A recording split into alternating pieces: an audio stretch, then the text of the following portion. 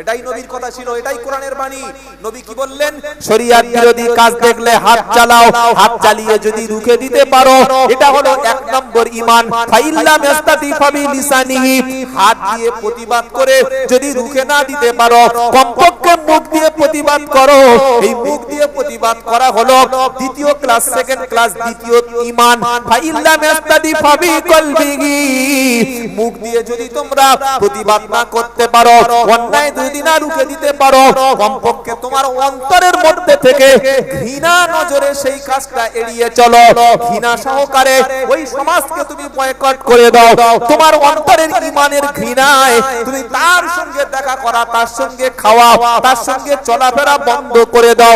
অন্তর থেকে ঘৃণা করে দূরে সরে যাওয়ার নাম হলো তালিকা আদওয়াফুল ঈমান, এটা হলো সবচাইতে দুর্বল ঈমান। এবার আল্লাহর নবী মুসলিম শরীফের হাদিসে বলেছেন, যার অন্তরে ঘৃণা নাই, হাত দিয়ে প্রতিবাদ করতে পারে না, মুখ দিয়ে জবান খুলতে পারে না, অন্তর থেকে ঘৃণা করতে পারে না, ওর মধ্যে সরিষার দানা পরিমাণ ঈমান নাই।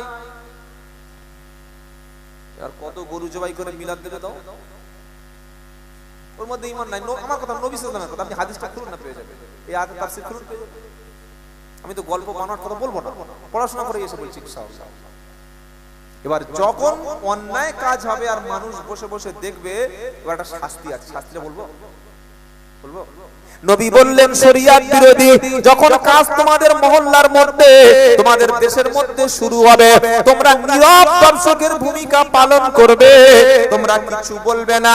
চাকরির ভাই ইমাম সাহেব মুখ খুলবে না, বক্তার দাওয়াত কেটে যাবে তাই বক্তা মুখ খুলবে না, পীর সাহেবের মুরিদ কমে যাবে তাই পীর সাহেব মুখ খুলবে না, গ্রামের প্রধানের ভোট কেটে যাবে তাই কথা বলবে না, পাড়ার যিনি নেতা তার সাপোর্টার কমে যাবে সেজন্য সে কথা বলবে না। এমন পরিস্থিতি সকলে যখন তৈরি হবে, প্রধান গদি বাঁচানোর জন্য কথা বলবে না, ইমাম চাকরি বাঁচানোর জন্য কথা বলবে না, বক্তা তার দাওয়াত কমে যাওয়ার ভয়ে কথা বলবে না, পীর সাহেব মুরিদ কেটে যাওয়ার ভয়ে কথা বলবে না। এমন যখন পরিবেশ তখন তোমাদের মধ্যে তৈরি হবে, তখন বিপদে তোমাদের উপর আসমান থেকে বড় বড় বালা আসবে, আসমান থেকে জালিম বাদশা তোমাদের চাপিয়ে দেব, আর তোমরা দোয়া করবে, ও দোয়া কবুল হবে না।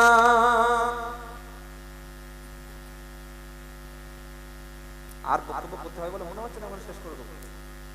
কি গো আবার বলছেন কি গো বাবাজি, দোয়া হচ্ছে না, হয় না? রব্বানা যালামনা, কি না দোয়া হচ্ছে, মরে গেছে দোয়া, জন্ম হয়েছে দোয়া, বিয়ে বাড়ি দোয়া, খানা বাড়ি দোয়া, মুসলমানি সেখানেও দোয়া, এত দোয়া করছে। হুজুর দোয়া করো, হুজুর দোয়া করো, ইমাম সাহেবকে কি পাই আমরা, হুজুর দোয়া করো। এত বড় বড় দোয়ার মজলিস হচ্ছে, কাজটা হচ্ছে, কবুলটা হচ্ছে। ওই এত লক্ষ লক্ষ লোক দোয়া করে তো করোনা আটকাতে পারলো না। কি গো, এত কোটি কোটি লোক দোয়া করে বাবরি মসজিদ ভাঙা থেকে আটকাতে পারলো না। তবে সব দোয়া আল্লাহ কবুল করেন না। তোমরা জুলুমের জালিমের শিকার হয়ে দোয়া করবে, দোয়া কবুল করবে। সেজন্য দুটি জিনিস আমাদের প্রত্যেকের মধ্যে, এই আয়াত থেকে শিক্ষা নিলাম কি, দুটি জিনিস আমাদের প্রত্যেকের মধ্যে থাকবে। এক, প্রত্যেকটা ভালো কাজ করার জন্য মানুষকে আদেশ দেবো, বলুন ইনশাআল্লাহ। আপনি যদি একজন মানুষকেই বলেন যে ভাই তুমি তো মুসলমানের ছেলে, নামাজটা পড়ে নাও না ভাই, এটা আপনি ভালোভাবে বললেন, ভাই তুমি কোরআনটা শিখে নাও, চলো মসজিদে যাই, এটা বলার দ্বারা যদি একটা মানুষ ভালো হয়ে যায়, এর সওয়াব আপনি কবরে শুয়ে শুয়ে পাবেন। জোরে বলুন সুবহানাল্লাহ। মানুষকে সব সময় ভালো নসিহত করবেন, ভালো ভালো কথা বলবেন। আপনার ছেলেকে আপনি বোঝাবেন, ছেলে মাতাল হয়েছে, ছেলে বেনামাজি হয়েছে, ছেলে অবাধ্য, ধমক দিন, ঘর থেকে বাড়াই যা, মুসলমানের ছেলে, ওরকম করলে কিছু হবে না। ও যা হওয়ার তা হয়ে গেছে, ও আর হবে না। তাকে ভালোবেসে কোলের কাছে এনে বুঝিয়ে বলতে হবে, তাকে আল্লাহর দিকে ডেকে নিতে হবে, তবে আপনার ছেলে হেদায়েত হবে। জোরে বলুন সুবহানাল্লাহ। এটা আমি আব্দুল্লাহ জুবাইর আমার কথা না, আপনি মানুষকে কিভাবে দ্বীনের দিকে ডাকবেন এটা আল্লাহ বলেছেন। কি বলেছেন? উদউ ইলা সাবিলি রাব্বিকা বিল হিকমাতি ওয়াল মাউইযাতিল হাসানা ওয়াজাদিলহুম বিল্লাতী হিয়া আহসান ইন্না রাব্বাকা হুয়া আ'লামু বিমান দাল্লা আন সাবিলিহি ওয়া হুয়া আ'লামু বিল মুহতাদিন। 14 নম্বর পারা 20 নম্বর পৃষ্ঠা 11 নম্বর লাইন 125 নম্বর আয়াত সূরার নাম নাহাল। খারাপ মানুষ, বদকার মানুষ, পাপিষ্ট মানুষ, তাদেরকে আপনি কিভাবে আল্লাহর দিকে ফেরাবেন? উদ্দু ইলা সাবিলি রাব্বিকা বিল হিকমাতি ওয়াল মাউইযাতিল হাসানা। মিষ্টি মিষ্টি কথা বলো, সুন্দর সুন্দর যুক্তি দাও, ভালো ভালো ওয়াজ নসিহত করো। তোমার ছেলেকে তুমি বাপ যত সুন্দর করে বক্তব্য করতে পারবে, মেয়েকে মা যত সুন্দর করে বোঝাতে পারবে, আমি আব্দুল্লাহ জুবায়ের অত সুন্দর পারবো না। একটা বেপরদা স্ত্রীকে স্বামী ভালোবাসা দিয়ে মোহাব্বত করে কাছে টেনে নিয়ে বলবে, বিবি আমি নামাজ পড়ি, আমি কোরআন পড়ি, আমার মুখে দাঁড়িয়ে আছে, কিন্তু তোমার নামাজ নাই, তুমি বেপরদায় চলো, 5টা পুরুষের সঙ্গে কথা বলো, সবার সামনে মাথার চুল খুলে রাখো, এই কাজটা কিন্তু মোটে ঠিক না। বিবি বলবে কেন? স্বামী বলবে, বিবি আমি কলেমা পড়েছি, আল্লাহ আমাকে জান্নাত দেবে, বলো তুমি সারা জীবন আমার সঙ্গে জান্নাতে থাকতে চাও কি চাও না? বিবি বলবে অবশ্যই থাকতে চাই। তখন স্বামী বলবে, থাকতে যদি চাও চলো আজকে রাতে তাহাজ্জুদে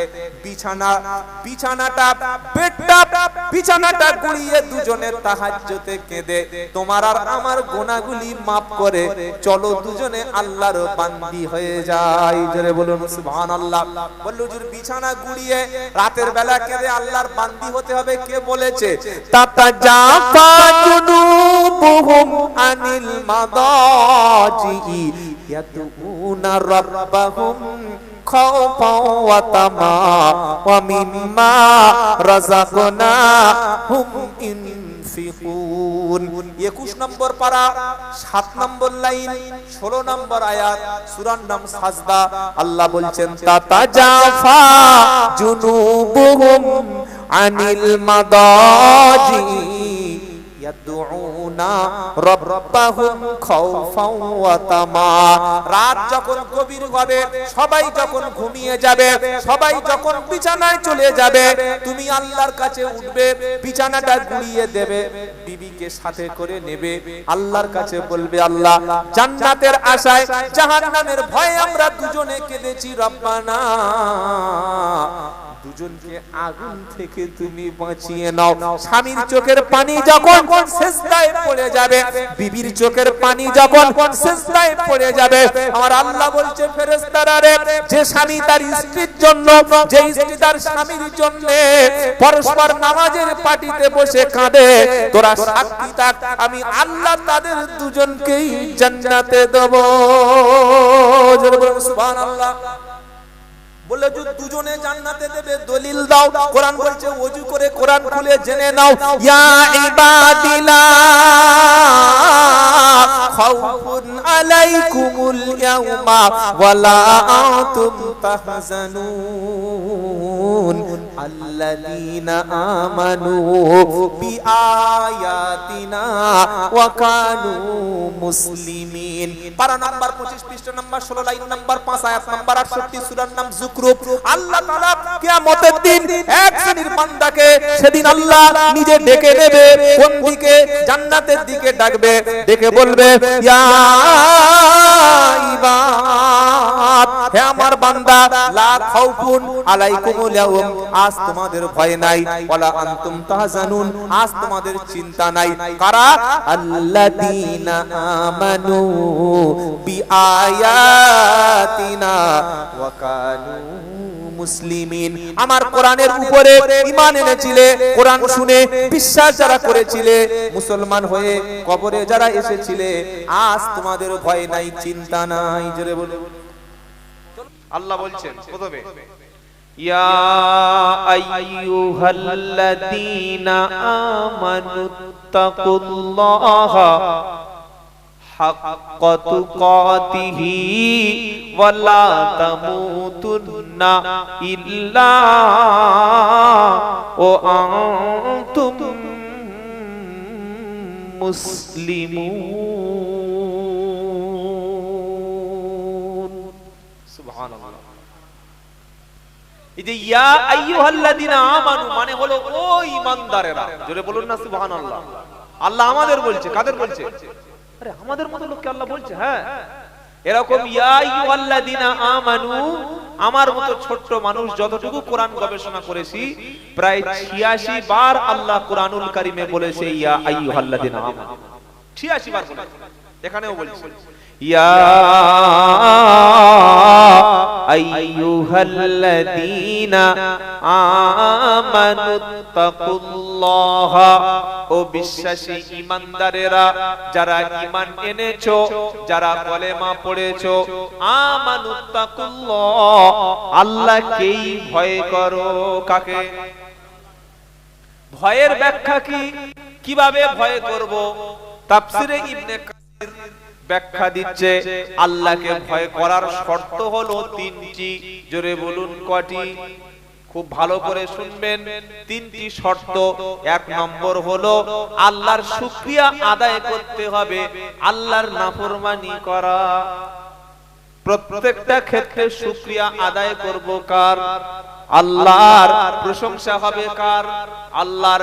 তিনি বাঁচান, তিনি আমাকে খাওয়ান, তিনি সুন্দর জীবন দিয়েছেন, সুন্দর বিবি দিয়েছেন, সুন্দর ঘর দিয়েছেন, এজন্য প্রশংসা হবে আল্লাহর। আর আল্লাহর নাফরমানি করা যাবে না। দ্বিতীয়, আল্লাহ থেকে ভয় করো, এটার অর্থ হলো আল্লাহর জিকির করতে হবে, স্মরণ করতে হবে আল্লাহর। আল্লাহর স্মরণ থেকে কখনো গাফেল হওয়া।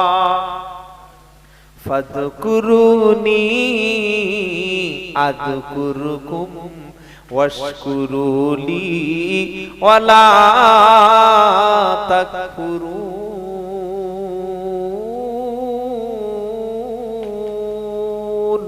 আল্লাহু আকবার। পারা নাম্বার 2, পৃষ্ঠা নাম্বার 2, লাইন নাম্বার 12, আয়াত নাম্বার 152, সূরা বাকারা। ফাযকুরুনি আযকুরুকুম ওয়াশকুরুলি ওয়ালা তাকফুরুন। আল্লাহ বলছেন তোমরা আমার স্মরণ করো, আমি আল্লাহ তোমাদের স্মরণ করব। সুবহানাল্লাহ। ওয়াশকুরুলি, আমার শুকরিয়া আদায় করো, ওয়ালা তাকফুরুন, আমারও নাফরমানি না শুকরি করো না। আল্লাহর ভয়ের দ্বিতীয় ব্যাখ্যা যে আল্লাহর জিকির করতে হবে, আল্লাহর স্মরণ করতে হবে। তৃতীয় ব্যাখ্যা কি? আনুগত্য করতে হবে শুধু আল্লাহর। আল্লাহর হুকুমের কোন হুকুমকে বিরোধিতা করা, কোন হুকুমকে বিরোধিতা করা, আল্লাহর কোন আইনকে অস্বীকার করা। فَأَمَّا مَنْ طَغَى وَآثَرَ الْحَيَاةَ الدُّنْيَا فَإِنَّ الْجَحِيمَ هِيَ الْمَأْوَى। তৃতীয় পৃষ্ঠা 14 নম্বর লাইন, 39 নম্বর আয়াত, সূরা আবাসা, সূরা নাজিয়াতে আল্লাহ পাক বলছেন ফাআম্মা মান তাগা, যে ব্যক্তি আমি আল্লাহর অবাধ্য হবে। কি গো? হ্যাঁ। আর ও আসারাল হায়াতাদ দুনিয়া, আল্লাহর অবাধ্য হয়ে পৃথিবীর ধোঁকায় পড়ে যাবে। প্রচুর লোক আছে আল্লাহর অবাধ্য হয়ে পৃথিবীর ধোঁকায়, দুনিয়ার সংসারের ধোঁকায় পড়ে আল্লাহর আইনের অবাধ্য। আল্লাহ কি বলছেন? ফাইনাল জাহিমা হিয়াল মাআওয়া, তার ঠিকানা কিন্তু জাহান্নাম। নাউজুবিল্লাহ বলবেন না? তাহলে আল্লাহর ভয়ের 3টে ব্যাখ্যা শুনলাম। আল্লাহর জিকির করতে হবে, আল্লাহর স্মরণ থেকে গাফেল হওয়া যাবে না। 2 নম্বর আল্লাহর শুকরিয়া আদায় করতে হবে, নাফরমানি করা যাবে না। 3 নম্বর হলো আল্লাহর প্রত্যেকটা হুকুম আনুগত্য করতে হবে, কোন হুকুমকে না বলা যাবে না, গেলেই জাহান্নাম। আল্লাহ থেকে ভয়। এবার আল্লাহ পরের অংশটা বলছে, কি বলছে? হাক্কাতু কাতিহি, শুনছেন? হ্যাঁ, আমি কোরআন থেকেই আপনাকে বলছি। হাক্কাতু কাতিহি, ভয় করার মতো করো। কি গো, ভয় করার মতো? হ্যাঁ, ভয় করার মতো ভয় করো। ওয়ালা তামুতুন্না ইল্লা ওয়া আনতুম মুসলিমুন, তোমরা অতক্ষণ পর্যন্ত মরো না, অতক্ষণ পর্যন্ত মৃত্যু বরণ করো না, যতক্ষণ তোমরা মুসলমান হবে না। মুসলমান না হয়ে মরা, জোরে বলুন। ইসলামের উপরে মরতে হবে, কলেমার সাথে মরতে হবে, ঈমান নিয়ে মরতে হবে। আজকের আমি যুবক ছেলে, 30 বছর বয়স, মদের বোতল ধরেছি, ফোনে গান শুনতে শুরু করেছি, নামাজ কাজা করেছি, ওই অবস্থায় যদি মারা যাই, এটা ইসলামের উপরে মৃত্যু নাকি বেদিনের মৃত্যু? সিনেমা হলে গেছে গার্লফ্রেন্ডকে নিয়ে, খুব ভালোবাসা, ভিতরে শো শুরু হয়ে গেছে, দুজনে একসঙ্গে হাত ধরে গল্প করছে, হঠাৎ বুক যন্ত্রণা, ফটাস করে পড়ে ছাপাস করে মৃত্যু হয়ে গেল। এটা হতে পারে না? পারে না? হয়। আরে মসজিদে মরে যাচ্ছে, সিনেমা হলে মরতে পারে না? তো এই অবস্থায় যদি মৃত্যুটা হয়, এই অবস্থায় জান্নাত যাওয়া যাবে? কি গো, নবী বললেন মানুষ যে অবস্থায় মারা যাবে, কিয়ামতের দিন সেই অবস্থায় আল্লাহ তাকে তুলে সেই অবস্থায় বিচার করবে। ভেবেছেন? কেউ মদের আড্ডায় মরল, ওই অবস্থায় তুলে বিচার হবে। কেউ তাসের আড্ডায় মরল, ওই অবস্থায় তুলে আল্লাহর সামনে বিচার হবে। কেউ যদি হারাম খেতে খেতে মৃত্যুবরণ করে, ওই অবস্থায় মৃত্যু বিচার হবে। আবার যদি কেউ নামাজি অবস্থায় কোরআন পড়তে পড়তে মারা যায়, তার বিচারটাও কিয়ামতের দিন কোরআন পড়া অবস্থায় হবে।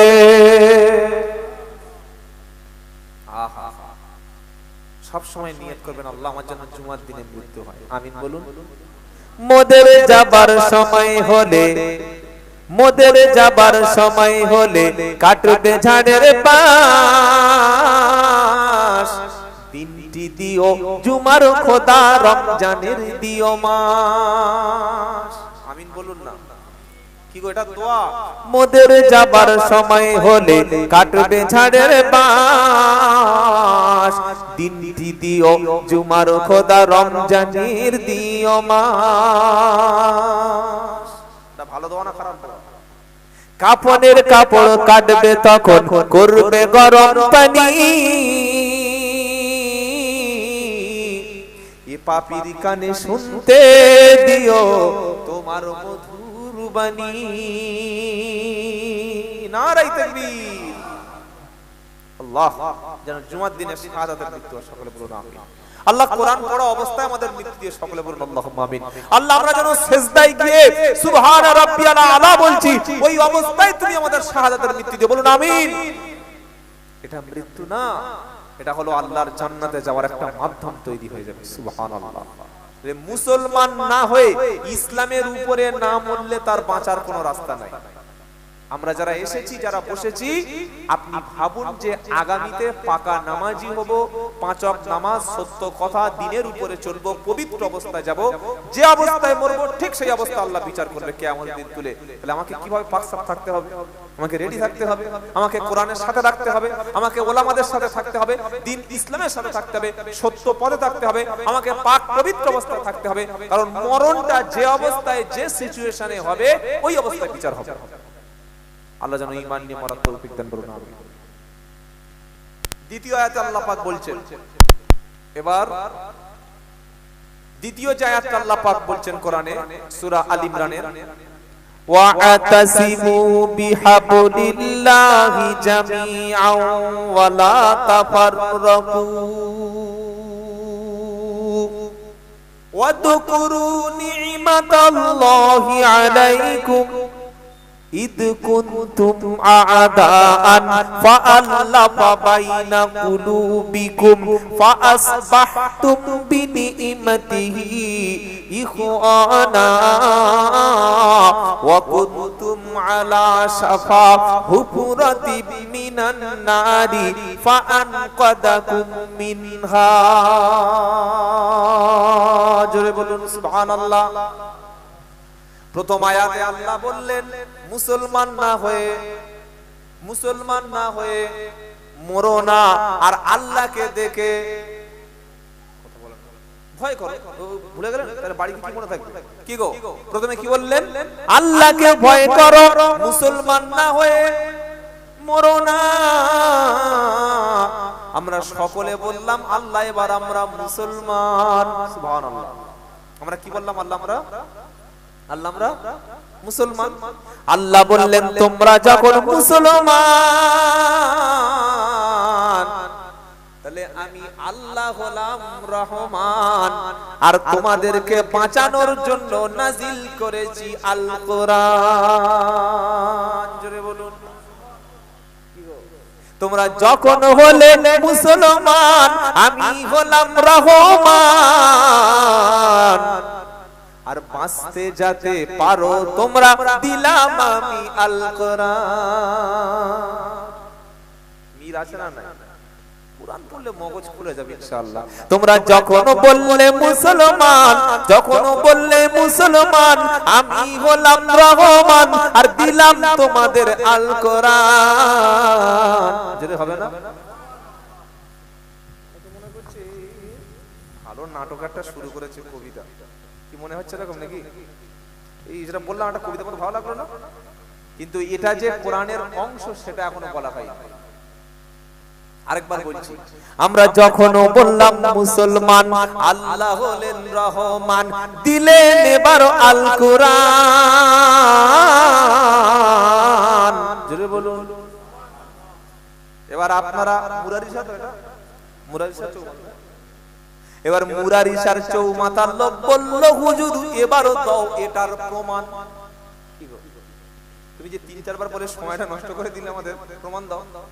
হ্যাঁ, এবার আল্লাহ বলছে চোখ থাকে তো, আল্লাহ বলছেন চোখ থাকে তো তুলে নাও তুমি কোরআন। আর দলিল দিয়েছি যে সূরাতে, সূরার নাম রহমান। জোরে বলুন। 27 পারা। আর রহমান আল্লামাল কুরআন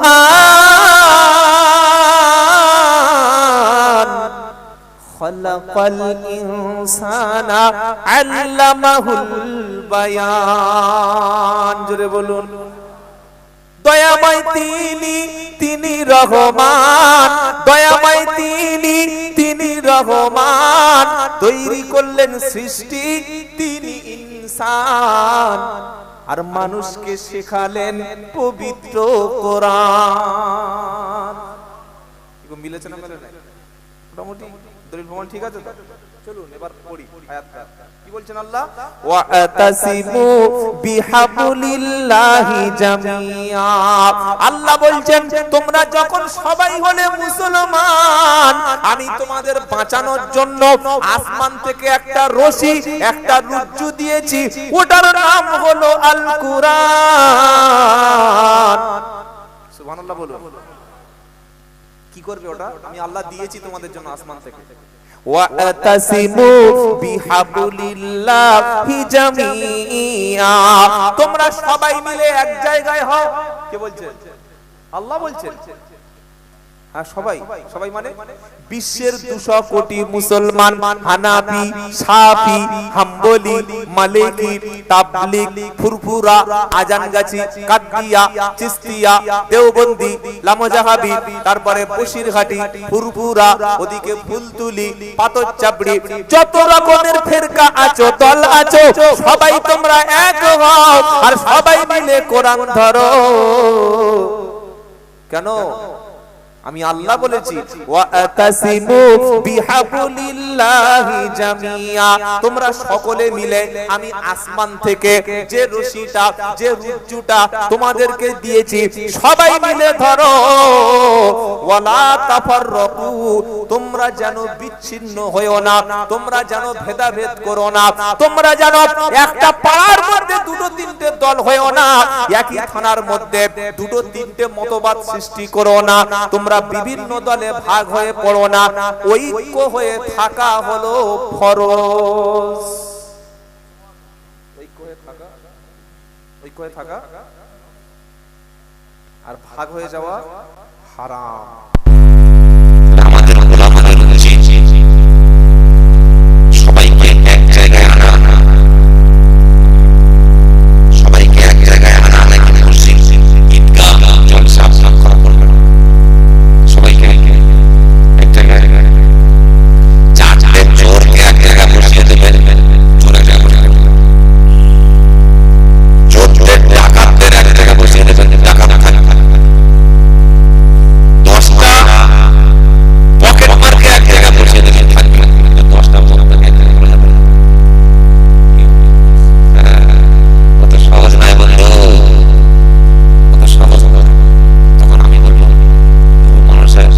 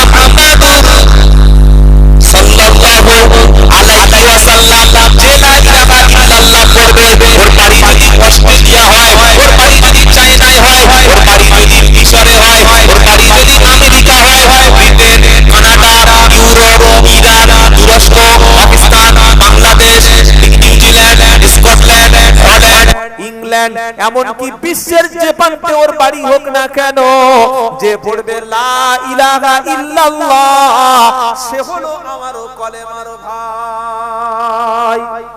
জোরে বলুন। বললে হুজুর লোকটা যদি আমাদের দলের বাইরে হয়, আল্লাহ বলছে খবরদার ও সব দল ভাগাভাগি করো না। দল হলো একটা, কটা কটা দলের নাম ইসলাম দিয়েছে আল কোরআন, ইন্নাদ-দীনা ইনদাল্লাহিল ইসলাম।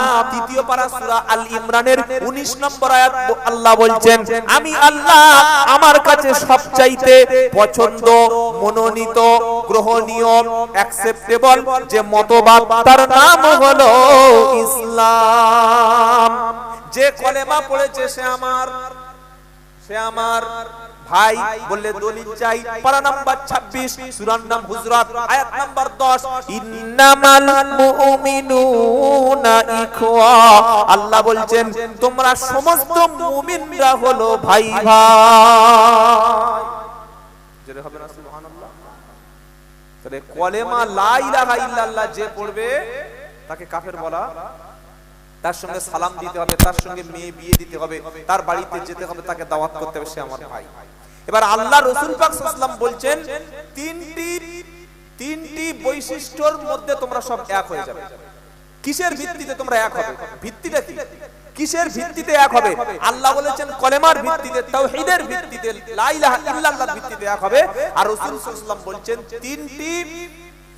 তিনটি বিষয়ের উপরে তোমরা এক হয়ে যাবে। আমার কথা আপনারা বুঝতে পারছেন বাবা? তিনটি বিষয়ের উপরে কি কি?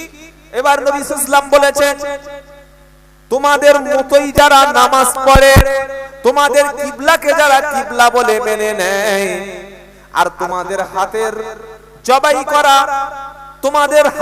জবাই করা হালাল খাদ্য যারা খায়, তারা সকলে হলে তোমরা ভাই ভাই। জোরে বলুন সুবহানাল্লাহ।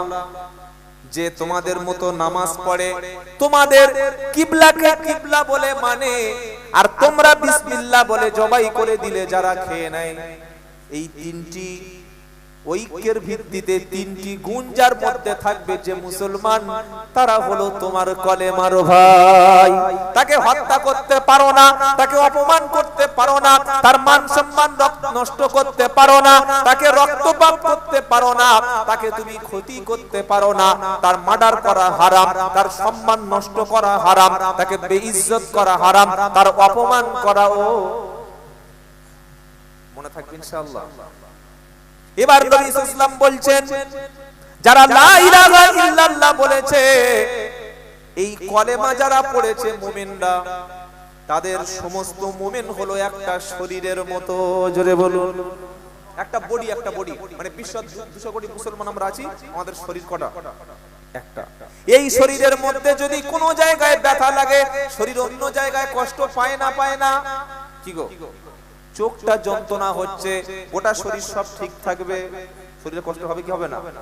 মাথায় যন্ত্রণা, শরীরে কষ্ট হবে, কানের মধ্যে কি একটা ঢুকেছে, শরীরটা যেমন অসুবিধা হবে, পায়ে কাঁটা ফুটেছে, শরীরটা সব পুরো বডিটা অসুস্থ হয়ে যাবে। ঠিক আল্লাহর নবী বলছেন বিশ্বের কোন প্রান্তে যদি কোন মুসলমানের উপরে অত্যাচার হয়, ও হানাফি, শাফি, হাম্বলি, মালিকি, তাবলিগ, পুরপুরা, আজানগাছি, কাদরিয়া, চিশতিয়া এসব দেখো না, যে কলেমা পড়েছে তাকে ভাই বলে তার পাশে তোমরা সকলে ঝাঁপিয়ে পড়ো। জোরে বলুন সুবহানাল্লাহ। এইটা স্বীকার যারা করতে পারে না, এটাকে মানতে যারা পারে না, তারা চায় যে মুসলমান অনৈক্য ভাবে থাক। তাহলে আল্লাহ বললেন আসমান থেকে কি দিলাম? কোরআন। তোমরা সবাই মিলে মজবুত করে কোরআন ধরো, বিচ্ছিন্ন হয়ে যাও না, তোমরা ভাগ হয়ে যাও না, সবাই এক হয়ে যাও। কেন? ওয়াদকুরু নি'মাতাল্লাহি আলাইকুম ইদ কুনতুম আদাআন ফাআল্লাফা বাইনা কুলুবিকুম। আমার আল্লাহ বলছেন আল্লাহর দয়াটা তোমরা, অনুগ্রহ তোমরা স্মরণ করো। ইসলাম কবুলের আগে তোমরা ছিলে পরস্পর শত্রু। কি গো, এই আয়াতটা নাজিল হয়েছে কেন? মদিনার মধ্যে দুটো দল ছিল, দুটো গোত্র ছিল, একটা হলো আউস আর একটা হলো খাজরাজ। এই দুটো গোষ্ঠী সব সময় মারামারি করত, একে অপরের বিরুদ্ধে যুদ্ধ করত, একে অপরকে হত্যা করত, একে অপরের সম্পদ নষ্ট করত। এরকম মারপিট, অশান্তি একদিন, দুদিন, 3 দিন, 4 দিন না, বছরের পর বছর, মাসের পর মাস, দিনের পর দিন, শতাব্দীর পর শতাব্দী এইভাবে যুদ্ধ চলছিল। ইসলাম যখন মদিনায় পৌঁছে গেল, আল্লাহর নবী যখন কলেমার দাওয়াতটা দিল, আউস এবং খাজরাজ এই দুটো দল, দুটো গোষ্ঠী সকলে যখন লা ইলাহা ইল্লাল্লাহ পড়ে নিল, সকলে তখন আল্লাহর নবীর সাথে একই প্লেটে খাবারও খেতে শুরু করলো। এ ওর মেয়েকে বিয়ে করলো, আরেকটা গোষ্ঠী আরেকটা গোষ্ঠীর মেয়েকে বিয়ে দিল, সকলে একসঙ্গে নামাজ পড়তে শুরু করলো, গায়ের সঙ্গে গা, পায়ের সঙ্গে পা নামাজ পড়তে শুরু করলো, একই সঙ্গে নবীর পিছনে দ্বীন কায়েমের আন্দোলনে যোগ হলো। তাই আল্লাহ বলছে ওয়াদকুরু নি'মাতাল্লাহি আলাইকুম, আল্লাহর নিয়ামতটা, আল্লাহর অনুগ্রহ তোমরা স্মরণ করো। ইদ কুনতুম আদাআন, তোমরা তো কবুল ইসলাম আসার আগে, কোরআন আসার আগে ছিলে তোমরা শত্রু। কি ছিলে? শত্রু ছিলে। কোরআন এসে তোমাদের অন্তরের মধ্যে মোহাব্বত তৈরি করে দিল, আর তোমাদের মধ্যে হয়ে গেলে তোমরা সকলে কলেমার ভাই। বলুন সুবহানাল্লাহ। তাহলে যে এলাকায় মুসলমান থাকবে সেই এলাকার মধ্যে সবার মধ্যে মিল মহব্বত থাকবে। বাবাজিরা, আল্লাহ ওয়ালা ভাইরা, কোরআন এসে আমাদের মিল মহব্বত বাড়িয়ে দেয় না কমিয়ে দেয়? জোরে বলুন, সকলে বলুন। আজকের সব ভাইগুলো একসঙ্গে বসে খেতে পারে? ভেবে বলুন। চারটে ভাই, চার ভাই, বিয়ের পরে প্রত্যেকের সংসার আলাদা, জলসার দিনে এক হাঁড়িতে রান্না করে খাওয়ার ব্যবস্থা কি সব বাড়িতে হয়? অত সহজ? তাহলে কোরআন এসে আমাদের জীবনের লাভটা কোথায়? আমরা কি করতে পারলাম? চাচাতো ভাই দূরের কথা, নিজের মায়ের পেটে ভাইয়ের সঙ্গে দেখা হলে সালাম দেয়, জিজ্ঞাসাই করতে পারে না ভাই ভালো আছো, এইটুকু জিজ্ঞাসা করলে বউর কাছে গিয়ে কথা শুনতে হবে। কি হবে না হবে না? তাহলে তো কোরআনের জায়গা আছে আমাদের জীবনে, কোনো লাভ তো আমরা করতে পারিনি, কোরআন থেকে নিতে পারি। আল্লাহ বলছেন কোরআন আসার আগে তোমরা দুশমন ছিলে, শত্রু ছিলে, দেখলেই মেরে দিতে। ওই কোরআনটা এসে তোমার ভাইয়ের প্রতি তোমাদের মনে মায়া দয়া জন্মে দিলাম। আজ বড় ভাইয়ের বিরুদ্ধে ছোট ভাই আদালতের বিরুদ্ধে সাক্ষী দিচ্ছে, বড় ভাইয়ের জন্য ছোট ভাই আত্মসাৎ করছে। তাহলে কি করে লাভটা আমাদের? আমরা তো কোরআন থেকে শিক্ষা নিতে পারলাম।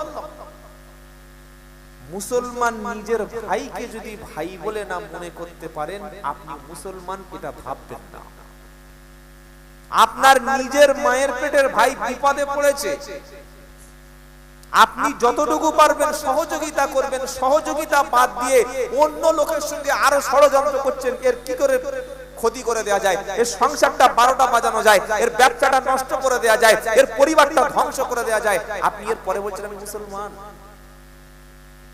কোরআন এসে আমাদের মধ্যে মহব্বত তৈরি করে দিয়েছে, যেটা বলুন সুবহানাল্লাহ। তাই যারা ভাই ভাই মিল নাই, আজকের বাড়িতে গিয়ে প্রথম দায়িত্ব হচ্ছে বড় ভাইকে সালাম দিয়ে বুকের সঙ্গে আলিঙ্গন করে নেওয়া। নিতে পারবো ইনশাআল্লাহ? ইনশাআল্লাহ বলুন। যদি নিতে পারেন তাহলে বুঝতে হবে কোরআনের কথাটা আপনি মেনে নিয়েছেন, আর যদি না নিতে পারেন তাহলে আমার এই চিৎকার চেঁচামেচিটা বেকার হয়ে যাবে। তারপরের অংশে আল্লাহ বলছেন ওয়াকুনতুম আলা শাফা হুফরাতিন মিনান নারি ফাআনকাদাকুম মিনহা। আল্লাহ বলছেন ও মুসলমান, কোরআন আসার আগে তোমরা জাহান্নামের অগ্নিকুণ্ডের কিনারায় দাঁড়িয়েছিলে, জাহান্নামের কর্নারে দাঁড়িয়েছিলে, জাহান্নামের কানায় পৌঁছে গিয়েছিলে, আগুনের মধ্যে তোমরা ঝাঁপ দিচ্ছিলে। কোরআন এসে আল্লাহ এবং আল্লাহ রাসূল জাহান্নামের আগুন থেকে তোমাদেরকে বাঁচিয়ে নিয়েছে কোরআন দ্বারা। জোরে বলুন। এই আয়াতটা ওই সময় আল্লাহর নবী শোনালেন হুনায়নের যুদ্ধে, যখন গনিমতের মাল কিছু পাওয়া গেল, যুদ্ধে থেকে জিতে যে মালগুলো পাওয়া যায় ওটার নাম হলো গনিমতের মাল। এই মাল সম্পদগুলি আল্লাহর নবী সাল্লাল্লাহু আলাইহি ওয়াসাল্লাম মদিনার সাহাবাদেরকে বলা হয় আনসারী সাহাবা। ওই সাহাবাদের মধ্যে আল্লাহর নবী মাল সম্পদগুলো কাউকে একটু বেশি দিল, আর কারো একটু কম দিয়েছে। যুদ্ধে থেকে জিতে যে মালগুলো পাওয়া যায় ওই মালগুলোর নাম কি? গনিমত। ওই গনিমতের মালগুলো আল্লাহর নবী সাল্লাল্লাহু তাআলা আলাইহি ওয়াসাল্লাম কিছু কিছু মুসলমানদের বেশি দিয়ে ফেলেছে। আচ্ছা আমি কেটে কেটে বলছি বাবা, অসুবিধা হচ্ছে না তো? কারণ আমাদের একটু ওই বাঙালি হলে যা হয় তাই সুরটা খুব পছন্দ হয়। কি গো? হ্যাঁ, সুর দিয়ে একদম শীতকালে দেখি বক্তা হয়ে গেছে। শীতকালে বলে হ্যাঁ কি বুঝলে?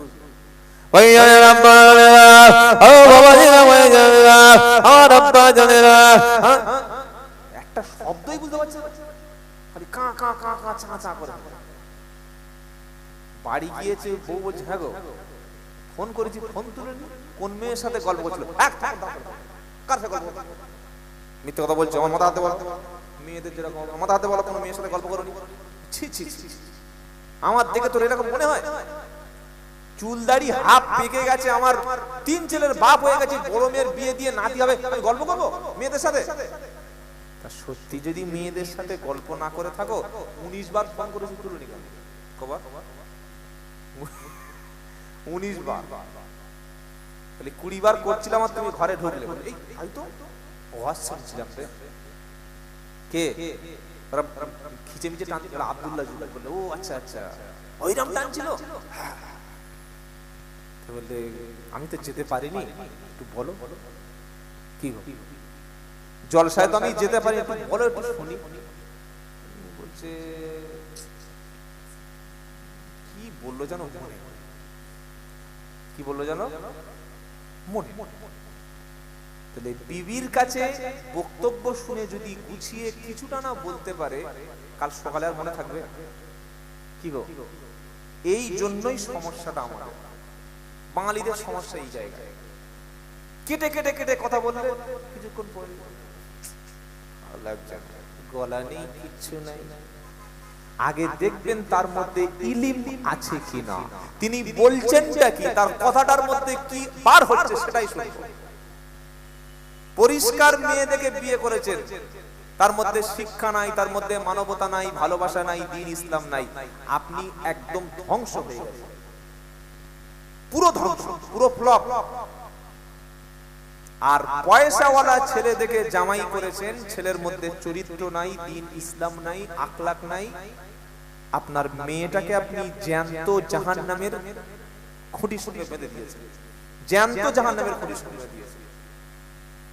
আর ঠিক তেমন বেতাল বেতাল কা কা কা করে একটা কথাই শোনা যাচ্ছে না, বোঝা যাচ্ছে না, এটাও বেকার। সুরের জায়গা সুর প্রয়োজন আছে না? হ্যাঁ, সুর দেওয়া ভালো। এই বাংলাদেশের সেদিন একটা বক্তা বললে, বক্তব্য দেওয়ার সময় সুর করে বক্তব্য দেওয়া হারাম। বাহ, হারাম ফতোয়া দিয়ে দিলে। হারাম ফতোয়া দিতে গেলে শরীয়তের নাস লাগে, দলিল লাগে, ফট করে হারাম বলে দেবে। তো এইগুলো বলা যাবে না। তোমার গলা নেই বাবা, তুমি স্বীকার করো আমি সুর দিতে পারি, কি গো? কিছু জায়গায় মানুষকে বোঝাতে হয়, আবার কিছু জায়গায় একটু সুরের প্রয়োজন আছে না? নাই। হুনায়নের যুদ্ধে যখন বেশিরভাগ সাহাবাদেরকে বিশ্ব নবী গনিমতের মালটা কাউকে দিল বেশি, কাউকে দিল কম, যারা কম পেয়েছে তারা একটু খুশি না। নবী যে কাজটা করলো, কি গো, কে কত ইমানদার টাকার সামনে বোঝা যায়। কত বড় ধরনের বক্তা আর কত বড় ধরনের হুজুর, জলসার শেষে পকেটে টাকা 2000 কম দিলে বোঝা যাবে যে বক্তার কেমন। বুঝতে পারছেন না? পারছেন না? হ্যাঁ, এমনও জায়গায় গিয়েছি আমার গাড়ি খরচের টাকাটাও দেয়নি, বাড়িতে এসে আবার টাকা দিতে হয়েছে। প্রচুর জায়গা, নাম বলবো। কে কেমন পীর সাহেব, মুফতি সাহেব, হাফেজ সাহেব, হাজী সাহেব, বক্তা সাহেব, মাল সামনে ফেললে চেনা যাবে। যখন টাকার সঙ্গে তার ঝামেলা হবে তখন বোঝা যাবে কে কত বড় হাজী সাহেব, ইমানদার। তার সঙ্গে বাইরে সফর করলে, রাস্তায় তার সঙ্গে গেলে বোঝা যাবে। কি বলছি বুঝতে পারছেন না? কি গো বাবাজিরা, আল্লাহ আল্লাহ পায়রা। তো যখন কিছু মুসলমানের গনিমতের মাল কম হলো, তাদের ভিতর থেকে সমালোচনার ঝড় বয়ে গেল। আল্লাহর নবীর কাছে কথাটা যখন কানে গেল, নবী তাদেরকে ডাকলেন, ডেকে বললেন, কি বললেন? নবী সাল্লাল্লাহু আলাইহি ওয়াসাল্লাম বললেন, ওয়াকুনতুম আলা শাফা হুফরাতিম মিনান নারি ফাআনকাদাকুম মিনহা। তোমরা স্মরণ করো, তোমাদের কি মনে নাই তোমরা জাহান্নামের কিনারায় দাঁড়িয়েছিলে, তোমরা তো পরস্পর দ্বন্দ্ব লেগেছিলে। কোরআন এসে আমি নবীর দ্বারা আল্লাহ তোমাদের ভাই ভাই বানিয়ে দিল। জোরে বলুন। তোমরা ছিলে গরিব, হ্যাঁ মদিনায় তোমরা ছিলে গরিব, এই ইসলাম দ্বারা আমাকে দ্বারা আমি রাসূল আমাকে দিয়ে আল্লাহ তোমাদের সম্পত্তি বাড়িয়ে দিয়েছে। জোরে বলুন সুবহানাল্লাহ। আর কি, তোমরা ছিলে গোমরাহ, তোমরা ছিলে পথভ্রষ্ট, আল্লাহ এবং রাসূল চিনতে না। আমার দ্বারাই আল্লাহ তাআলা তোমাদের সম্মান এই পৃথিবীতে, নবীদের পরের সম্মান হলো সাহাবায়ে কেরাম। আল্লাহ আমার দ্বারা তোমাদেরকে সম্মান এত বেশি বাড়িয়ে দিয়েছে, যখন কোন সাহাবার নাম শুনতে হয় তখন বলতে হয় রাদিয়াল্লাহু তাআলা আনহুম ওয়া রাদু। সুবহানাল্লাহ বলবেন না? والسابقون الأولون من المهاجرين والأنصار والذين اتبعوهم بإحسان رضي الله عنهم ওয়ারাদু আনহু আ'আদ্দা লাহুম জান্নাতুন তাজরি তাহতাহাল আনহার খালিদিনা ফিহা আবাদা।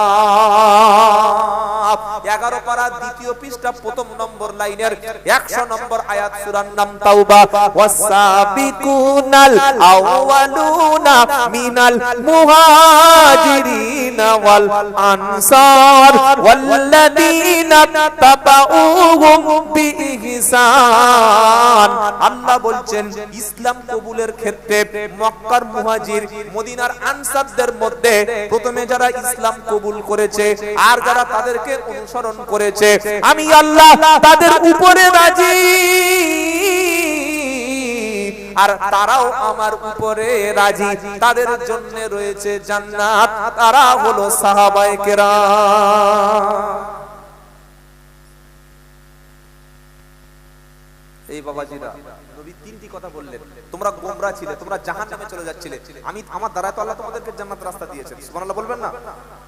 তোমরা গরীব ছিলে, আমার দ্বারা আল্লাহ তোমাদের সম্পত্তি দিয়েছে। নাম্বার 3, তোমাদের ভাই ভাই বছরের পর বছর মারামারি অশান্তি কাটাকাটি ছিল, আমার দ্বারায় তোমরা একই প্লেটে খাচ্ছ, একই সঙ্গে নামাজ পড়ছো, কাঁধে কাঁধ মিলিয়ে দিচ্ছ, একজন কাঁদলে আরেকজন কাঁদছো, একজন বিপদে পড়লে সাহায্য করছো। তো সুতরাং আল্লাহ আমাকে এইভাবে ভাগ বন্টন করতে বলেছে, এটাই তোমরা মেনে নাও। জোরে বলুন সুবহানাল্লাহ। কোরআনের দ্বিতীয় আয়াত থেকে আমরা 3টে শিক্ষা পেলাম। কি শিক্ষা? সকলে মিলে তাবলীগ, ফুরফুরা, আজানগাছি, কাদরিয়া, চিশতিয়া এসব দল কোরআন, এসব ভাগাভাগি করো না। আপনারা সবাই দেখছেন সারা বিশ্বের অবস্থাটা কি। এই পশ্চিম, এটা মানে ঈদগাহ তো? ঈদগাহ না? এটা কি রেলের জায়গা না বাস স্ট্যান্ডের জায়গা নাকি আল্লাহর ওয়াকফ করা সম্পত্তি? কোনটা? ওয়াকফ সম্পত্তি। এই সম্পত্তির বিরুদ্ধে, আপনাদের মসজিদের যে সম্পত্তি তার বিরুদ্ধে পার্লামেন্টে বিল কিন্তু চলে এসেছে। অনেকেই যারা শিক্ষিত সচেতন জানেন কি বিল? ঈদগাহ, কবরস্থান, মসজিদ, মাদ্রাসা সব সম্পত্তিগুলো, এগুলো সরকার নিজের ইচ্ছায় ডিস্ট্রিক্ট ম্যাজিস্ট্রেট দ্বারা এগুলোকে আপনাকে ব্যবহার করতে দেবে। ইচ্ছা করলে ঈদের নামাজ পড়তে দেবে, তা না হলে সুযোগ নাই। এই বিলটা এসছে না আছে না? কি গো, যদি আমরা এখনো তাবলীগ, ফুরফুরা, আজানগাছি, কাদরিয়া, লম্বা টুপি, গোল টুপি এইসব ছোট্ট ছোট্ট বিষয় নিয়ে যদি এখনো মারামারি করি, তারা দেখছে না? যখন ফুরফুরার একটা মসজিদ দখল হয়ে গেছে, ফুরফুরা সিলসিলার একটা ঈদগাহ দখল হয়ে গেছে, তাবলীগ জামাতের লোক বলছে বাহ খুব ভালো, খুব ভালো, খুব ভালো, ওদের নিয়েছে। কি গো, এটা বলা ঠিক হয়েছে তো? এটা বলা ঠিক হয়েছে তো? যখন বেরিলিদের একটা খানকা দখল হয়ে গেছে, তখন তাবলীগ জামাত বলছে বাহ বাহ বাহ বাহ বাহ খুব ভালো, খুব ভালো, খুব ভালো, ওদেরটা নিয়ে জামাত তো নেই। যখন তাবলীগ জামাতের একটা মার্কাজে সিল মেরে দিয়েছে সরকার, তখন ফুরফুরা সিলসিলার লোক আর ওই বেরিলি যারা আজান গাছে, এইবার ঠিক আছে, এটা ঠিক হয়েছে কি? কখনো না, কোনোদিন না। এই ভেদাভেদ গুলো আর মুসলমানদের করতে দেবেন না। ছোট্ট ছোট্ট বিষয় নিয়ে জাতির মধ্যে যারা দ্বন্দ্ব লাগাচ্ছে, এরা ইহুদিদের এজেন্টদের থেকে দূরে থাকবেন, বলুন ইনশাআল্লাহ। খবরদার, সাবধান। এই জলসা থেকে সবচেয়ে ফিতনা ছড়ায়, জলসার মাধ্যমেই ফিতনা ছড়িয়ে দিচ্ছে, ছোট্ট ছোট্ট বিষয় নিয়ে উস্কে দিচ্ছে মানুষকে, এগুলো বলতে দেবেন না। এখন আমাদের সকলকে ঐক্যভাবে থাকতে হবে। আমাদের ওয়াকফ সম্পত্তি, আমাদের মসজিদগুলি, আমাদের মাদ্রাসাগুলি বাঁচাবো, বলুন ইনশাআল্লাহ। মুসলমান নিরীহ নিরীহ ছেলেকে জঙ্গি বলে চালিয়ে দিচ্ছে, দিচ্ছে না, দেয় না? রেল লাইনের উপরে বোমা পড়া গেল মুর্শিদাবাদের সুদিতে, বোম ফাটাতে গিয়ে 2 জন জঙ্গি ধরা পড়ল, কোন টিভি চ্যানেল বললো না, কেউ বলে।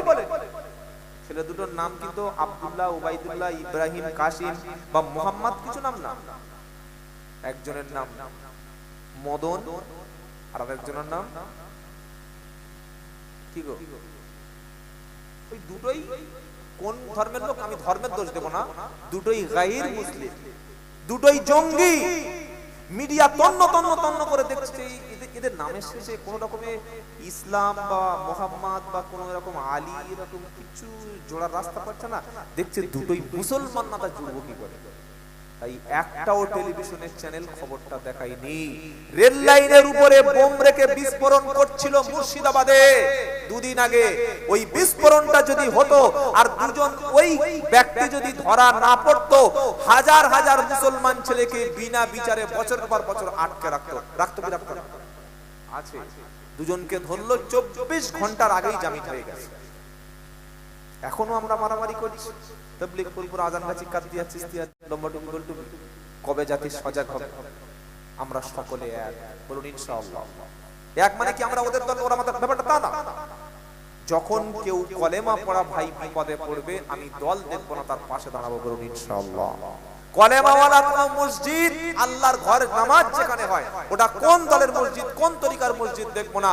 মসজিদের উপরে যদি বিপদ নেমে আসে, আমি জান দিয়ে হলেও আল্লাহর ঘর রক্ষা করবো, বলুন ইনশাআল্লাহ। এটার নাম হচ্ছে তাদের পাশে দাঁড়ানো। কথা মনে থাকবে ইনশাআল্লাহ। এই মেসেজটা সূরা আল ইমরানের 104 নম্বর আয়াত থেকে আল্লাহ বলছেন, তোমরা ভাই ভাই, তোমরা কোরআন মজবুত করে ধরো, ভাগাভাগি করো না, সবাই ইনশাআল্লাহ এক থাকবো। তারপরে আল্লাহ তাআলা বলছেন, আল্লাহ পাক এবার বলছেন, ওয়াল তাকুম মিনকুম উম্মাতুন ইয়াদউনা ইলাল খায়র ইয়া'মুরুনা বিল মা'রুফি ওয়া ইয়ানহাউনা আনিল মুনকার উলাইকা হুমুল মুফলিহুন। জোরে বলুন সুবহানাল্লাহ। ওয়ালতাকুম মিনকুম, তোমাদের মধ্যে এমন একটা দল থাকবে, এমন একটা দল থাকবে। ওয়ালতাকুম মিনকুম ইয়াদউনা, ওয়ালতাকুম মিনকুম ইয়াদউনা ইলাল খায়র, তোমাদের মধ্যে এমন একটা দল থাকবে যাদের কাজ হলো মানুষদেরকে ভালো পথে ডেকে আনা। জোরে বলুন সুবহানাল্লাহ। মুফাসসিরিনরা বলেছেন, ওই দলটার নাম হলো, ওই যে দল মানুষেরকে ভালো পথে আনবে, ওই দলের লোকগুলো হচ্ছে আলেম এবং উলামা। এক শ্রেণীর হাক্কানি আলেম, এক শ্রেণীর হাক্কানি উলামা, যারা ফাঁসিকে ভয় পাবে না, জেলকে ভয় পাবে না, সরকারের জুলুমকে ভয় পাবে না, নির্যাতনকে ভয় পাবে না, মামলা মোকদ্দমা ভয় পাবে না, কেস কাচারিকে ভয় পাবে না। তারা মানুষদেরকে জীবন দিয়ে হলেও আল্লাহর পথে, ইসলামের পথে ডেকে আনবে। জোরে বলুন। ডাকবে তারা আল্লাহর দিকে, ডাকবে কোরআনের দিকে, ডাকবে মাদ্রাসার দিকে, ডাকবে মসজিদের দিকে। গুনাহগার ব্যক্তিদেরকে, পাপিষ্ঠ ব্যক্তিদেরকে, জালিম ব্যক্তিদেরকে, সুদখোর ব্যক্তিদেরকে ডেকে ডেকে ডেকে ডেকে ইলাল খায়র। এই আয়াতটা আল্লাহর নবী পড়ে, নবী আয়াতটা পড়লেন, পড়ার পরে বললেন ইলাল খায়র। এই খায়র অর্থের ব্যাখ্যা করতে গিয়ে আল্লাহর নবী সাল্লাল্লাহু আলাইহি ওয়াসাল্লাম বললেন, এটা কোরআন এবং হাদিসের অনুসরণ, অর্থাৎ হাক্কানি উলামারা, হাক্কানি পীর মাশায়েখরা, হাক্কানি আমির সাহেবরা, হাক্কানি উলামায়ে কেরামরা, হাক্কানি যারা ইমাম সাহেবরা, তারা মানুষদেরকে ইসলামের দিকে, কোরআনের দিকে, নবীর সুন্নাতের দিকে ডেকে ডেকে আল্লাহর জান্নাতের দল ভারী করবে। বলুন না সুবহানাল্লাহ। একটা শ্রেণী, একটা দল থাকবে যাদের কাজ হচ্ছে মানুষকে ভালো পথে ডাকা। এক শ্রেণীর আলেম থাকবে, থাকবে না থাকবে না, ও জীবন দিয়ে হলে তারা ইসলামকে রক্ষা করবে। বলুন না সুবহানাল্লাহ। একটা নাম বলছি, তার নাম হচ্ছে সৈয়দ কুতুব শহীদ রাহমাতুল্লাহ আলাইহি, মিশরে বাড়ি। তিনি একটা তাফসীর লিখেছেন, তাফসীরের নাম হচ্ছে ফি দিলালিল কোরআন। এই তাফসীরটা আমার কাছে আছে প্রায় 3000 পৃষ্ঠার তাফসীর, 30টি খণ্ড। তো এই কোরআনের তাফসীর লেখার কারণে তার জেল হলো এবং ফাঁসির অর্ডার শুনিয়ে দেওয়া হলো। ফাঁসির অর্ডার, যখন ফাঁসির অর্ডার শুনিয়ে দেওয়া হলো, প্রত্যেকটা জেলে, প্রত্যেকটা জেলখানায় ইমাম থাকে, জানেন না? হ্যাঁ, জেলখানার ইমাম থাকে। ওই ইমামদের কাজ বন্দীদের নামাজ পড়ানো, এবং যদি কোনো মুসলিম ব্যক্তিকে ফাঁসি দেওয়া হয়, মৃত্যুদণ্ড দেওয়া হয়, মরণের আগের মুহূর্তে তার সেলের মধ্যে গিয়ে তার কলেমা পড়িয়ে দেওয়া।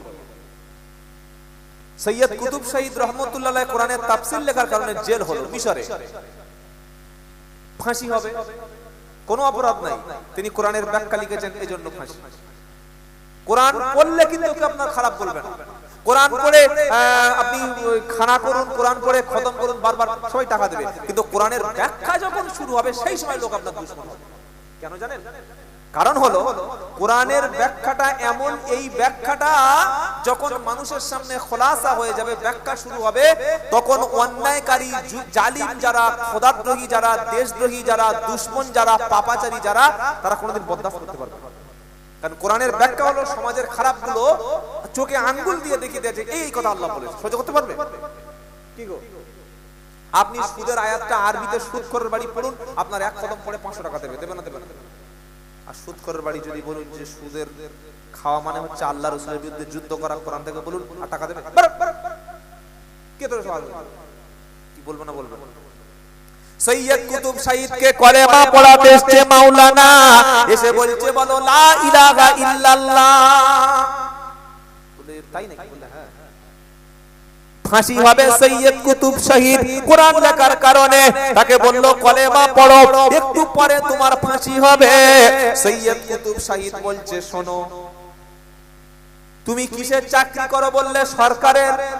তুমি যে আমাকে কলেমা পড়াতে এসেছো, এই কলেমাটা পড়িয়ে তুমি টাকা পাবে কি পাবে না? কি গো, পাবে না? পাবে না?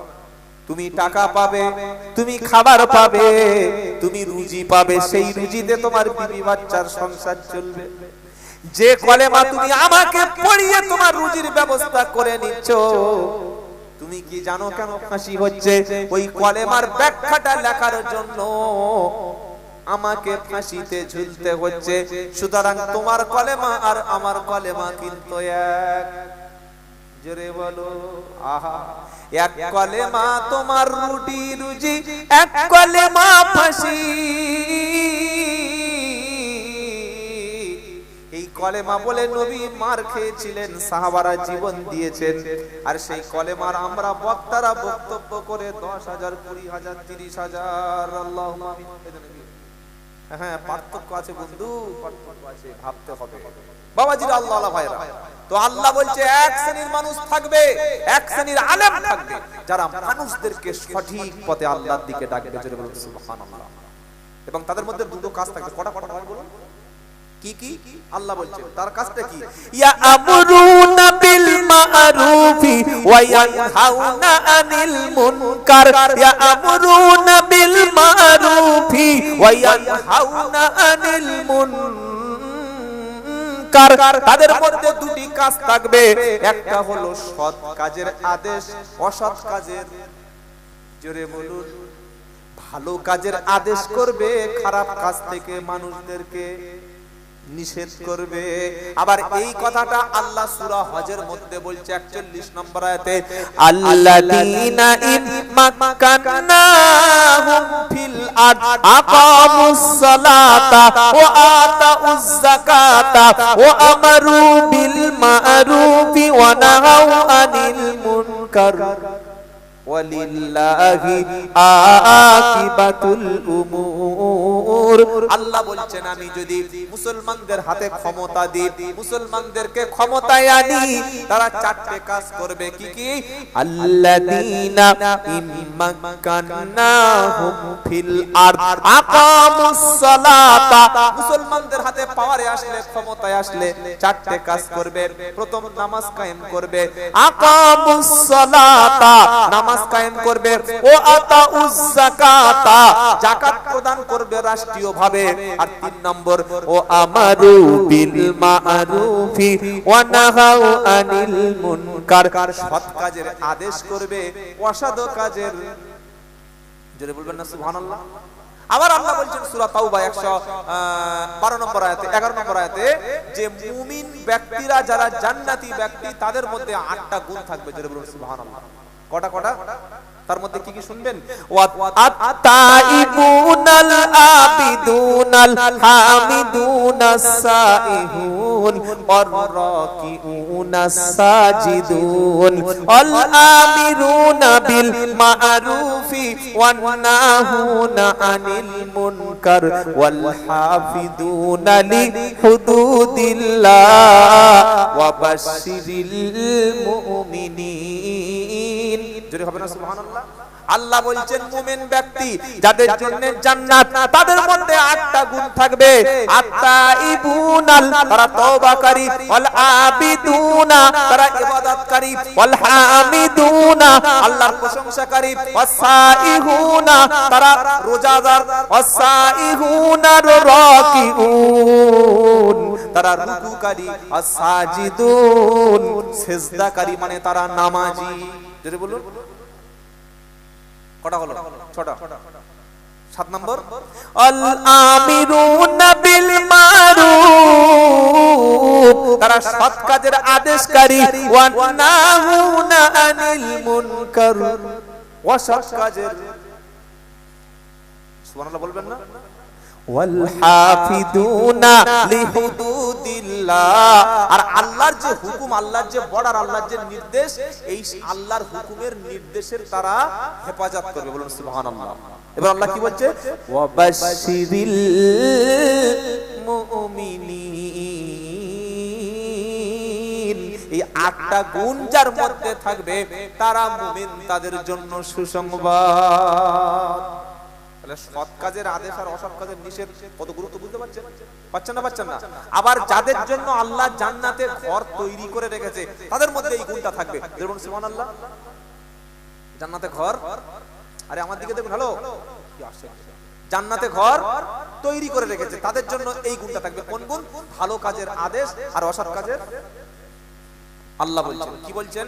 ওয়াল মুমিনুনা ওয়াল মুমিনাতু বা'দুহুম আউলিয়াউ বা'দ ইয়া'মুরুনা বিল মা'রুফি ওয়া ইয়ানহাউনা আনিল মুনকার ওয়া ইউকিমুনাস সালাতা ওয়া ইউতিউনাজ যাকাতা ওয়া ইউতিউনাল্লাহা ওয়া রাসূলাহু উলাইকা সায়ারহামুহুমুল্লাহ। 10 নম্বর পারা 17 নম্বর পৃষ্ঠা 9 নম্বর লাইন 71 নম্বর আয়াত। আল্লাহ বলছে একদল মুমিন আরেকদল মুমিনা নারীর বন্ধু, নামাজ পড়বে, পরস্পর তারা যাকাত প্রদান করবে, আল্লাহ এবং রাসূলের তারা আনুগত্য করবে, আর সৎ কাজের আদেশ করবে, অসৎ কাজের নিষেধ করবে, আল্লাহর রহমতটা তাদের উপরে থাকবে। জোরে বলুন। এরকম প্রচুর আয়াত কোরআনে আছে, মোটামুটি 4-5টা আপনাদের উদাহরণ দিলাম, সৎ কাজের আদেশ আর অসৎ কাজের নিষেধ। এবার নবীর একটা হাদিস শোনাই এই আয়াতের প্রেক্ষাপটে। নবী বললেন, তোমাদের সামনে, তোমাদের সোসাইটিতে, তোমাদের পাড়ায়, তোমাদের মহল্লায় যদি কোনো অন্যায় কাজ হয়, তোমরা মসজিদে বসে বসে দোয়া করবে, তাই তো নাকি? নিষেধ করতে হবে না? হবে না? হবে। তোমাদের মধ্যে যখন শরিয়াত বিরোধী, দ্বীন বিরোধী, ইসলাম বিরোধী যখন তোমরা কোনো কাজ দেখবে, 3টি স্টেপ নেবে। কটা? একটু মুখটা খুলুন ইনশাআল্লাহ সবাই। কটা? 1 নম্বর, ক্ষমতা দিয়ে, হাত দিয়ে, পাওয়ার দিয়ে রুখে দেবে। এটা হলো 1 নম্বর ইমানদার। 1 নম্বর ইমানদারের মধ্যে ঈমান যদি না থাকে, নবী সাল্লাল্লাহু আলাইহি ওয়াসাল্লাম বললেন, মান রাআ মিনকুম মুনকারা ফালিয়ুগাইর বিয়াদিহি, তোমার যদি শরিয়াত বিরোধী কোনো কাজ দেখো, হাত দিয়ে, ক্ষমতা দিয়ে রুখে দেবে। ফাইল্লাম ইস্তাতি ফাবি লিসানিহি, যদি তুমি হাত চালাতে অপারগ হও, অপরাধ দেখে, অন্যায় দেখে, বাজে কাজ দেখে, সমাজ বিরোধী কাজ দেখে, হারাম দেখে, অশ্লীল কাজ দেখে যদি তোমার হাত চালানোর মতো ক্ষমতা না থাকে, ফাইল্লাম ইস্তাতি ফাবি লিসানিহি, কমপক্ষে মুখ দিয়ে তুমি, মুখ দিয়ে নিষেধ করে। আমরা নিষেধ করি। মসজিদের পাশে বসে বসে ছেলেরা ফ্রি ফায়ার খেলছে, মসজিদের পাশেই গান বাজনা হচ্ছে, মসজিদ মহল্লার পাশে ড্যান্স চলছে, একই মসজিদের মধ্যে বিয়ে বাড়িতে গান হচ্ছে, 1 জানুয়ারির দিন ছেলেরা জানোয়ারের মতো, চিংড়ির মতো লাফাচ্ছে। নিষেধ করছে কেউ? কি গো বলো না? ও ছেলে, ওরা একটা ছোট ছোট ছেলে পারে না। কালকের বিয়ে, আজকের গায়ে হলুদ, গায়ে হলুদের রাত, অর্থাৎ আমাদের, আপনাদের এলাকায় কি বলে গায়ে হলুদ? গায়ে হলুদ বলে না বিয়ের আগে? ওই রাত্রে এরকম দুপিয়ার বড় বড় জেবিএল বক্স চলে আসে। কি হয় তো বক্স বাজাতে হয় না বিয়ের আগে? মাঝে মাঝে অনুষ্ঠানে পয়সা লোকের বাড়িতে পারে, গরিব লোকের অত ক্ষমতা নাই। বিশাল বড় বড় বক্স বিয়ের আগের রাতে, গান আর বাজনা কার বলে সর্বনাশ। জেবিএল যা সাউন্ড, মাইয়ের পুটে এরকম দেখবি কি এত ভয়। ইমাম সাহেব বুড়ো মানুষ, সালাম ফিরিয়ে এসে নামাজের পরে বলছে কার বাড়ি বিয়ে হচ্ছে? বলছে হুজুর তোমার বলেনি? বলছে না আমার এখন বলেনি। ইমাম সাহেবকে সবার শেষে দাওয়াত করতে হবে, তাই তো? কত বড় না? ইমাম সাহেবের দাওয়াত কখন করতে হয়? বিয়ের দিন সকালবেলা। 1 মাস আগে থেকে বোনাইদের বলতে হবে, 1.5 মাস আগে থেকে প্যান্ডেল লাইট ওলা, তারপরে যারা ওই রান্না বান্না করবে বাবুর্চি সবাইকে বলতে হবে। হ্যাঁ, ইনভাইটেশন কার্ড সবাইকে পৌঁছে দিতে হবে। সবাইকে বলেছে, শুধু ইমামকে বলেনি। এসব নামাজ পড়ে সালাম ফিরে ইমাম সাহেব বলছে এই কার বাড়ি গান বাজনা হচ্ছে বলতে এত জোর? কার বাড়ি কি হচ্ছে? কে মরে গেছে? বলছে না হুজুর মরেনি, কালকে সেই ওই হোসেনের ছোট মেয়ের বিয়ে। কোন মেয়েটা? ওই যে উচ্চ মাধ্যমিক পড়ছিল সাবেরা? বলে হ্যাঁ হ্যাঁ। ও আচ্ছা আচ্ছা, বিয়ে হচ্ছে? বলে হ্যাঁ হ্যাঁ। তো বলে বিয়ে হচ্ছে তো এরকম বাঁদরের মতো লাফাচ্ছে কার? বললে না এরকম সেই বড় বড় ওই যে জেবিএল বক্স যেগুলো ডিজে চলে ওই মাল গোটাচারিক লাগিয়ে দিয়েছে। ইমাম সাহেব মুসল্লিদের বলছে ও ভাই তো মসজিদের পাশে গান বাজনা হবে, সবাই মিলে চলো যাই। বললে হুজুর বুড়ো মানুষ, শহীদে কি মরতে চাও? তুমি কি শহীদ হতে চাচ্ছ নাকি? খবরদার যেও না, এখন মদ মাতালের যুগ, তোমার একটা মান সম্মান আছে, তুমি যেও না। ও জাগো জাগা করে কি গো বাবাজি, এটা দেখে চোখের সামনে প্রতিবাদ করি না, তাহলে বুঝতে হবে মুখ দিয়ে প্রতিবাদ করার ঈমান আমাদের আর হাত দিয়ে প্রতিবাদ করার ঈমান নাই। পাড়ার মধ্যে লটারি প্রকাশ্য বিক্রি হচ্ছে মুরারিসা চৌমাথায়, অধিকাংশ মুসলমান। মসজিদ কমিটি, পাড়ার মেম্বার, সদস্য, প্রধান যদি বলে যে মুরারিসা চৌমাথা বা এই গ্রামে কোনো লটারির টিকিট বিক্রি হবে না, বন্ধ হবে না? হবে না? শুধু মুখ দিয়ে প্রধান সাহেব বলে দিলে হয়ে যাবে। মদের দোকান চলছে সরকারি লাইসেন্স দিয়ে, পুলিশ আমার গাড়ি ড্রাইভার, সে পাওয়ার ছেলেটা 5 ওয়াক্ত নামাজ পড়ে, 5 ওয়াক্ত নামাজ পড়ে মুখে দাঁড়িয়ে আছে আমার ড্রাইভার, বলছে হা করো দেখি মালটাল খাই, পুলিশ বলছে। অথচ পুলিশের থানার 500 মিটার 1 কিলোমিটারের মধ্যে সরকার লাইসেন্স দিয়ে মদ বিক্রি করাচ্ছে, করাচ্ছে না? করে না? থানার ওসি, থানার আইসি এদের ক্ষমতা নাই, এমএলএ সাহেবের ক্ষমতা নাই, আমাদের নেতাদের ক্ষমতা নাই মদের দোকানটা বন্ধ করার ক্ষমতা নাই। বন্ধ করতে গেলে আপনি সঙ্গে সঙ্গে গ্রেফতার হয়ে যাবেন, কারণ সরকার অনুমতি দিয়েছে মদের লাইসেন্স। তাহলে আমাদের ছেলেরা মদ খাবে, যত মদ বিক্রি হবে তত মাতাল বাড়বে, মাতাল যত বাড়বে তত স্কুলে যাওয়া ছেলে পুলে কমবে, যত স্কুলে ছেলে পুলে কমবে যত মূর্খ বাড়বে তত মদ বিক্রি হবে। হিসাব মিলে যায়, যত মূর্খ তৈরি হবে তত মদের বোতল বেশি বিক্রি হবে। তো আমরা দেখে যদি অন্যায় না প্রতিবাদ করি তাহলে আমার ঈমান কোথায় আছে? আমার বাড়ির মেয়েটা, আমি হাজি, আমি নামাজি, আমার মেয়েটা এমন ড্রেস পরে জলসার দিন ঘুরছে, এমন ড্রেস পরে 1 জানুয়ারি বার হয়েছে, যে দেখছে তার চোখ থেকে চোখ তাকাতে পারছে না। এই একটু আগে ওখানে আসছি, আমার একটা প্রোগ্রাম ছিল ওখানে, ওই আপনার বসে ওই দিকে সন্ধ্যাবেলা, এই আপনার পেট্রোল পাম্পটা পারে ওপারে আসছে একটা মেলা, তা আসছি, এবার গাড়ির লাইট তো সামনে পড়ে, আমি চোখ বন্ধ করে যাবো? চোখ তো অন্তত আমাদের খোলা রাখতে হবে নাকি? একটা মেয়ে পোশাক পরেছে শুধু উপর থেকে এই পর্যন্ত, মানে কোমরের নিচে 4 ইঞ্চি, তার নিচে কিছু নেই, পুরো ফাঁকা। এটা পোশাক, এটাই ফেরেশতার মেয়ে না জিনের মেয়ে? এটা আমাদের মেয়ে, আমরা কিনে দিচ্ছি, তারা পড়ছে। আমার বাপ গর্বের সঙ্গে বলছে তোমরা মৌলবীরা তোমাদের নজর খারাপ কেন গো, তোমরা দেখো কেন গো, চোখ নামাতে পারো না? ওরা লাইট তোমার চোখে মারবে, তোমার চোখ নামিয়ে রাখতে হবে। কি গো? হ্যাঁ, ওরা তোমার চোখের সামনে এসে নাচবে, তোমার চুপ থাকতে হবে, তবে তুমি ভালো মুসলমান। বাবাজিরা, আল্লাহ পায়রা, যারা যুবক এসেছেন, মুসলমান এসেছেন, আপনার অঞ্চলে, আপনার এলাকার মধ্যে তাসের আড্ডা যদি হয়, মদের আড্ডা যদি হয়, গান বাজনার আড্ডা যদি হয়, হারাম কাজ যদি হয়, এই জলসা কমিটি, ঈদগাহ কমিটি আপনাদের যোগ্য ইমামকে সঙ্গে করে নিয়ে, পাড়ার যিনি সদস্য আছেন, প্রধান আছেন, তার সঙ্গে করে নিয়ে শরীয়তের প্রত্যেকটি হারাম কাজ আপনারা বন্ধ করবেন। বলুন ইনশাআল্লাহ, বলুন ইনশাআল্লাহ।